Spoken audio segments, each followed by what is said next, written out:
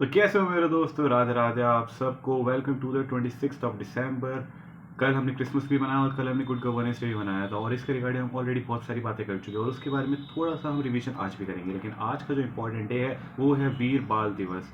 ये अभी रिसेंटली मनाया जाना शुरू किया गया है प्रधानमंत्री मोदी जी के द्वारा, and this is basically observe to commemorate the martyrdom of the two sons of Guru Gobind Singh ji, जिनके नाम है बाबा जोरावर सिंह जी एंड बाबा फतेह सिंह जी। इन्होंने बहुत छोटी उम्र में ही बहुत बड़ा सेक्रीफाइस दिया था। जब इनको इनका रिलीजन कन्वर्ट होने के लिए औरंगजेब ने बहुत ज़्यादा इन्फोर्स करा था, तो they chose the sacrifice of their life over the conversion of their religion.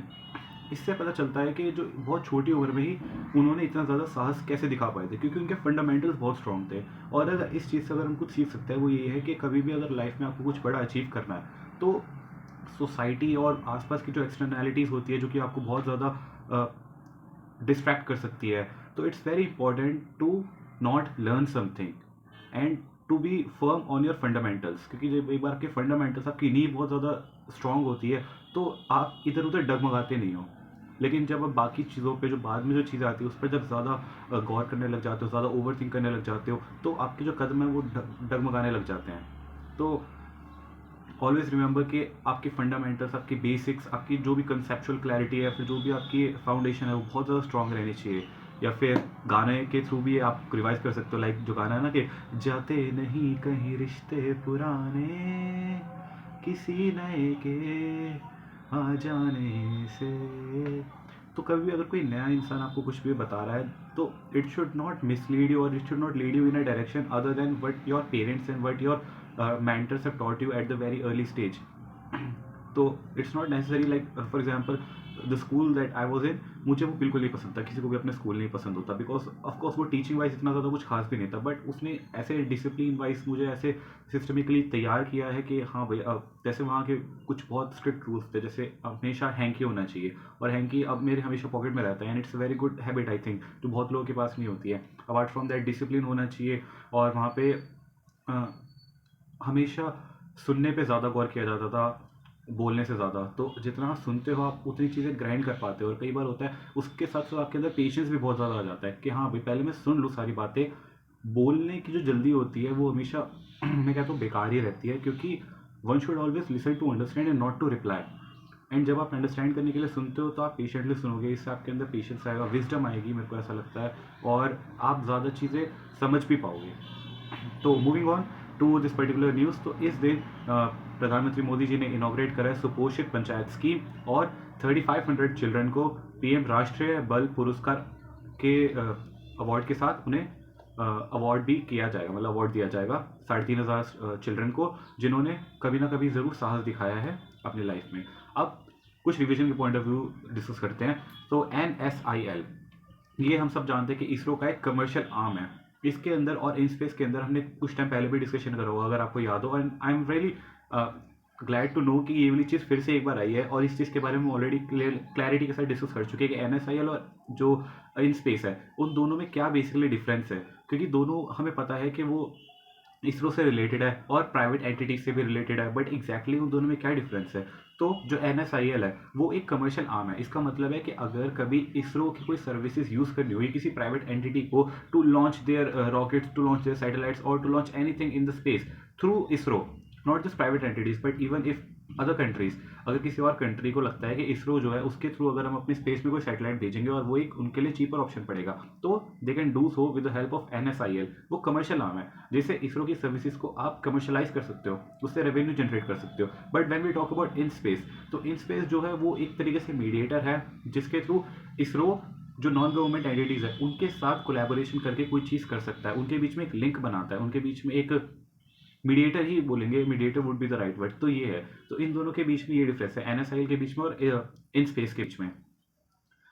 तो इसके बारे में अभी यही बात करनी थी। इसके अलावा जो हमें पॉइंट डिस्कस करना है वो है UN इकोसॉक के बारे में, इकोनॉमिक एंड सोशल काउंसिल के बारे में। एक प्रिंसिपल ऑर्गेनाइजेशन है यूनाइटेड नेशंस की, एंड इसके अंदर बहुत सारी जो अलग अलग ऑर्गेनाइजेशंस आती हैं, जो कि बहुत ही सरप्राइजिंग है कि इसके बारे में बहुत कम लोगों को पता होता है कि ILO international labour organisation, FAO food and agriculture organisation, UNESCO, इसके अलावा अगर बात करी जाए WHO, world bank and IMF जैसी इंटरनेशनल फाइनेंशियल ऑर्गेनाइजेशंस भी, जो कि इतने बड़े डेवलपमेंट बैंक्स हैं, ये भी यूएन इकोसॉक के अंदर आती है। इसके अलावा यूनिसेफ की बात करेंगे, वो भी यूएन इकोसॉक के अंदर ही आती है। इसके जो मेंबर्स है they are elected by UN general assembly for a term of 3 years.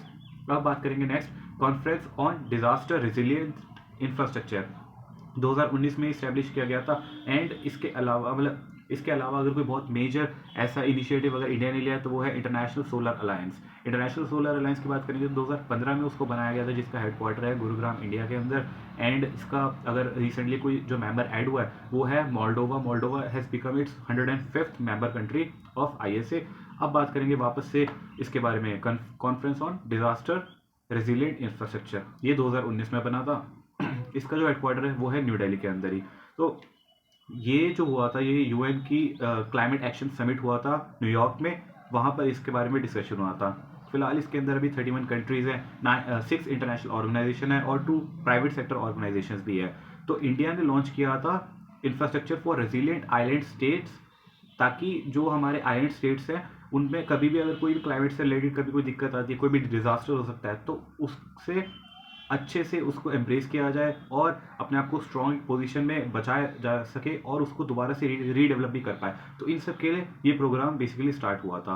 और just pretty much about it. अब हम नेक्स्ट जो न्यूज़ के बारे में बात करते हैं। अटल इनोवेशन मिशन, नीति आयोग और ministry of agriculture and farmers welfare ने साथ मिलकर एक एग्रीकल्चर सेक्टर के इनोवेशन के लिए स्टूडेंट्स को इन्वॉल्व करा था, ताकि कृषि विज्ञान केंद्र और इसके अलावा ये अपना जो आत्मा है एग्रीकल्चर टेक्नोलॉजी मैनेजमेंट एजेंसी, इन सब के साथ कनेक्ट करने की कोशिश करी, ताकि वहाँ से कोई बढ़िया सा आउटपुट निकले। क्योंकि आपको पता है कि अटल इनोवेशन मिशन जो है उसके अंतर्गत आते हैं Atal tinkering labs. Atal tinkering labs जो होती है they inculcate the new innovative ideas among students, और उसके तहत आप जानते हैं हर हफ्ते कोई ना कोई लैब ओपन होगी किसी ना किसी स्कूल में, ताकि बच्चों की जो है नॉलेज और भी ज़्यादा इन्हांस हो सके एक प्रैक्टिकल वे में, और उनको और भी ज़्यादा सपोर्ट मिल सके थ्रू इंडस्ट्री लीडर्स या फिर बहुत over the edge people who can directly communicate with them and help them। तो इसके थ्रू स्टूडेंट्स की कनेक्टिविटी हो पाएगी कृषि विज्ञान केंद्र और एग्रीकल्चर टेक्नोलॉजी मैनेजमेंट एजेंसी के साथ। नेक्स्ट हम बात करेंगे ए हेल्प के बारे में। ए हेल्प है accredited agent for health and extension of life stock production.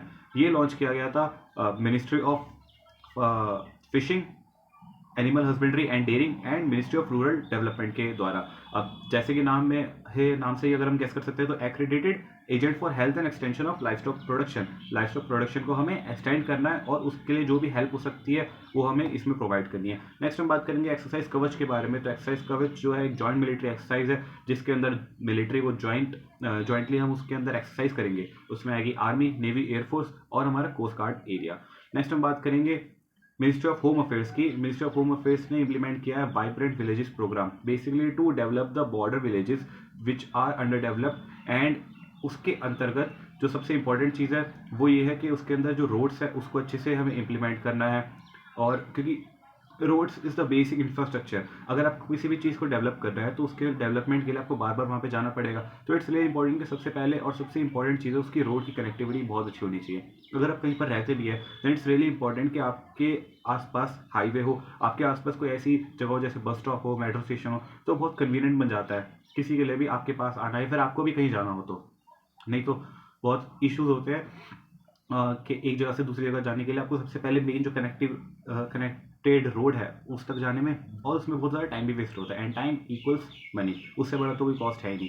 Therefore इसके जो वाइब्रेंट विलेजेस प्रोग्राम है इसके लिए जो आउटले है वो है 4800 करोड़ रुपीज़, और उसमें से 2500 करोड़ जो है वो सिर्फ और सिर्फ रोड कनेक्टिविटी के लिए ही इस्तेमाल किया जाएगा। इसका जो अगर पीरियड की बात करी जाए तो 2022-23 में ही लॉन्च हुआ था। कब तक के लिए? 2025-26 के लिए।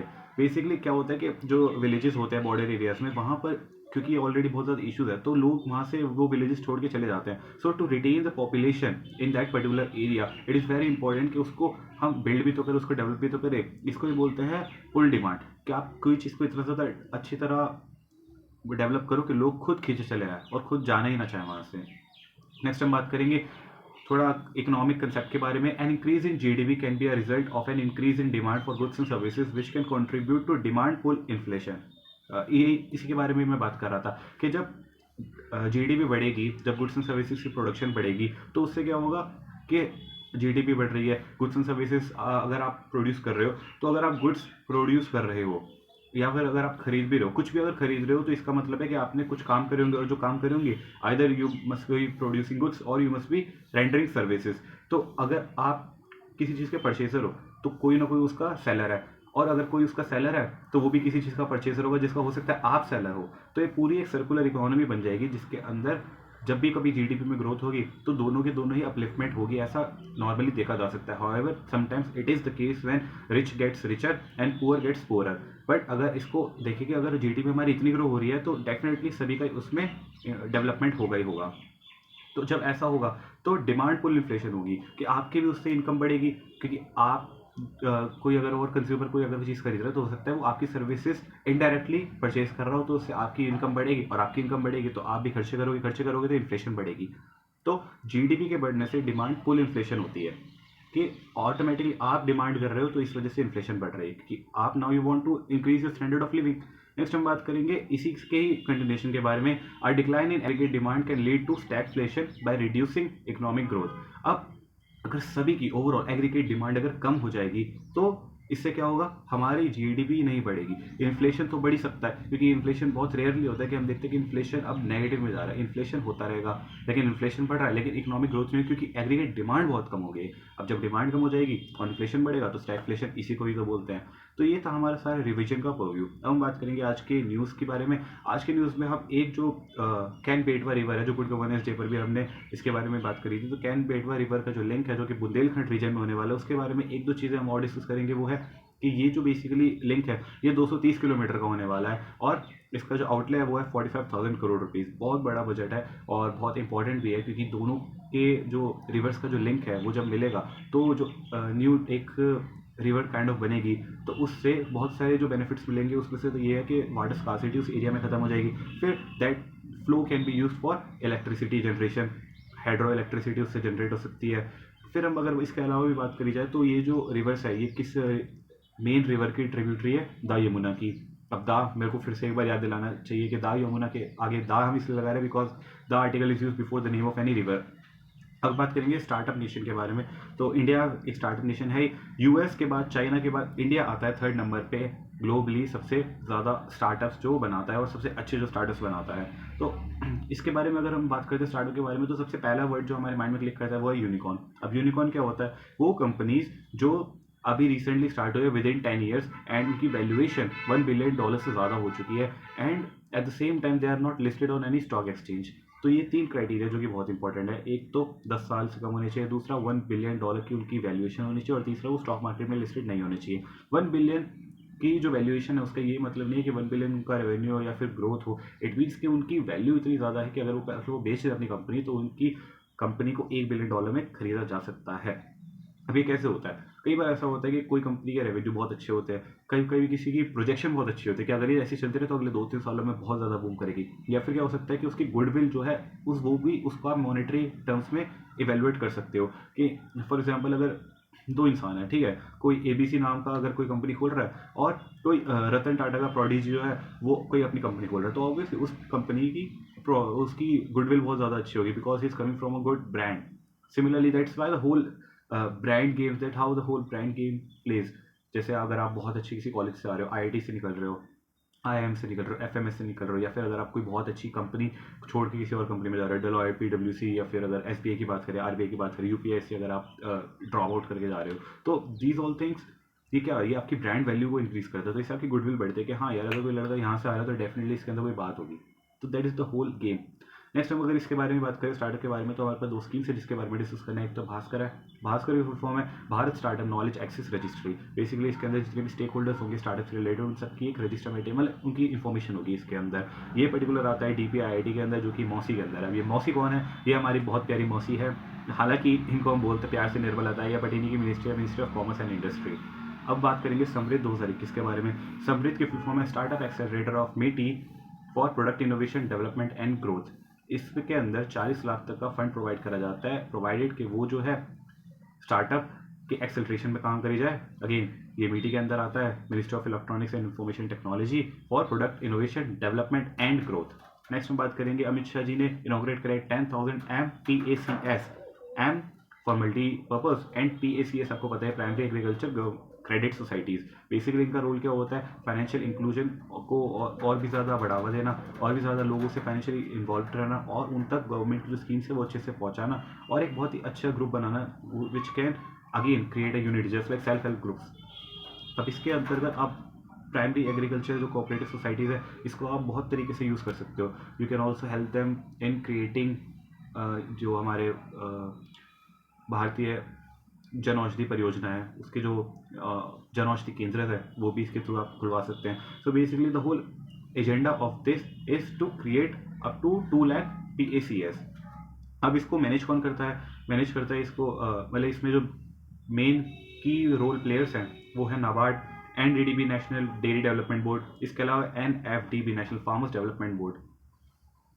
अब PACS के जो ऑपरेशंस हैं उसको आप डाइवर्सिफाई कर सकते हो गैस डिस्ट्रीब्यूशन में, स्टोरेज में, fertiliser supply, petrol distribution, increasing visibility, viability and relevance. ये सारी चीज़ों का अगर क्रक्स देखा जाए तो क्या overall development of rural areas and those people who are underprivileged और those who are not connected that much with the government initiatives. इसके अलावा अगर बात करी जाए तो इसमें मॉडर्नाइजेशन की बात करी जाएगी थ्रू कंप्यूटराइजेशन। कंप्यूटराइजेशन का जब भी आप थ्रू मॉडर्नाइजेशन करोगे तो ट्रांसपेरेंसी होगी उसके अंदर, सबको पता चलेगा कि हाँ भाई कोई एक्चुअली इंसान को इसमें फेरबदल नहीं कर रहा है, कंप्यूटराइज पर कंप्यूटर पे हो रहा है, तो इसका मतलब है कि वो सारा सिस्टम सेंट्रलाइज्ड है, तो ज़्यादा आप छेड़खानी उसमें कर नहीं सकते हैं, तो उससे ट्रांसपेरेंसी आएगी, ऑपरेशनल एफिशिएंसी आएगी डेफिनेटली, वो तो हमें पता ही है, and it will also lead to creation of employment. इसके अलावा अगर बात करी जाए तो 3 नेशनल लेवल कोऑपरेटिव को इस्टेब्लिश करने की बात करी गई है, जो कि NCOL। NCOL का मतलब है नेशनल कोऑपरेटिव ऑर्गेनिक लिमिटेड। इसके अलावा बात करेंगे BBSSL के बारे में। BBSSL है भारतीय बीज सामाजिक या सामूहिक समिति लिमिटेड। इसके अंदर हम बात करेंगे ये नेशनल लेवल के बहुत अच्छी क्वालिटी सीड्स के प्रोडक्शन के बारे में। अलावा इसके बारे में बात करेंगे NCEL के बारे में। NCEL का मतलब है नेशनल कोऑपरेटिव एक्सपोर्ट लिमिटेड, जिसके अंदर हम इन सब चीज़ों को एक्सपोर्ट के बारे में बात करेंगे। तो 3 ऑर्गेनाइजेशन है, जिसमें पहले आएगी ऑर्गेनिक प्रोडक्शन के बारे में, फिर हम बात करेंगे बीज के बारे में, quality seeds, and lastly exports के बारे में हम बात करेंगे। नेक्स्ट न्यूज़ की तरफ चले तो TIL जो है टर्मिनल इंडस्ट्रीज लिमिटेड, इसने इन्वेस्ट करना है 20,000 crore rupees to develop Wadhwan port with Jawaharlal Nehru port authority. इनके साथ इसका कोलैबोरेशन होने वाला है। नेक्स्ट हम बात करेंगे 76 प्रोजेक्ट्स आर सैंक्शन अंडर स्वदेश दर्शन 2.0, जो 2022 में शुरू करी गई थी। ओरिजिनल जो स्वदेश दर्शन 1.0 जो स्कीम थी वो शुरू करी गई थी 2015 के अंदर। तो इसके अंदर वेरियस सर्किट्स है जिसके थ्रू आप चूज़ कर सकते हो और वो सारे सर्किट्स को आप घूम सकते हो। अलग अलग जो हमारे like India is a very diverse country, it's full of democracy और बहुत सारे अलग अलग इसके अंदर आपको सेक्युलरिज्म भी दिखता है, तो बहुत सारे अलग अलग कल्चर्स होते हैं, तो किसी भी आप कल्चर को चूज़ करके उस पूरे सर्किट को आप ट्रैवल कर सकते हो, तो उसी का ही नाम है स्वदेश दर्शन। इसके अलावा नेक्स्ट न्यूज़ के बारे में बात करेंगे। Aditya Birla capital becomes first to integrate financial services on ONDC। तो ये इसलिए भी ज़्यादा इंपॉर्टेंट है क्योंकि ONDC जो है open network for digital commerce है, 2021 में शुरू किया गया था, एंड इट वो स्टार्टेड लाइक अ प्लेस और अ प्लेटफॉर्म और a market where the consumers can get their services. But इसमें आदित्य बिरला जैसी अगर कंपनी है जो कि फाइनेंशियल सर्विसेज को प्रोवाइड करेगी, and it has become the first company to get listed on ONDC, तो ये अपने आप में एक बहुत मेजर न्यूज़ बन जाती है। नेक्स्ट हम बात करेंगे फार्मास्यूटिकल्स के जो सेक्रेटरी थे पहले, जिनका नाम है अरुणीश चावला सर, वो अब बन चुके हैं रेवेन्यू सेक्रेटरी। रेवेन्यू सेक्रेटरी पहले कौन थे? संजय मल्होत्रा सर थे, और जब वो RBI के गवर्नर बने तो अजय सेठ सर जो कि इकोनॉमिक्स अफेयर्स के सेक्रेटरी थे, उन्हें इसका एडिशनल चार्ज दिया गया था। लेकिन अब क्योंकि बजट आने वाला है, इकोनॉमिक सर्वे आने वाला है, तो वहाँ पे इकोनॉमिक अफेयर्स मिनिस्टर का बहुत ज़्यादा, इकोनॉमिक अफेयर्स सेक्रेटरी को बहुत ज़्यादा इंपॉर्टेंस होगी। तो I think that would be one of the reasons Y उनको बोला गया कि आप प्लीज़ एक चीज़ देख लीजिए, वो अपने आप में बहुत इंपॉर्टेंट है। रेवेन्यू सेक्रेटरी हम दूसरे चूज़ कर लेंगे, जो कि है अरुणीश चावला सर। नेक्स्ट हम बात करेंगे अमिताभ चैटर्जी सर, ये बन चुके हैं जम्मू एंड कश्मीर बैंक के न्यू MD। लास्टली हम बात करेंगे पद्म भूषण, जिनको मिला था MT वासुदेवन नायर सर, इनको 2015 में पद्म भूषण अवार्ड से नवाजा गया था, and he is recently passed away. अगर इनके अचीवमेंट्स की बात करी जाए तो इनको 21 स्टेट फिल्म अवार्ड्स मिले हैं और इनको 7 नेशनल फिल्म अवार्ड्स मिले हैं। तो that is it from my side. Thank you so much for listening to me. अगर आपको कभी भी कोई डाउट हो या कोई भी अगर मैंने कुछ गलत बोला हो तो do let me know in the comment section so that we can improve and we can study together because we are all in this together after all. So we'll see you next time, and तब तक के लिए अगर आपको इसके notes चाहिए तो आप द कूल स्कूल पे टेलीग्राम पे नोट्स देख सकते हैं इसके, plus apart from that quiz भी होते हैं जिससे आप डेली रिवाइज भी कर सकते हैं। Thank you so much for your time. मिलेंगे कल, तब तक के लिए I am proud of you.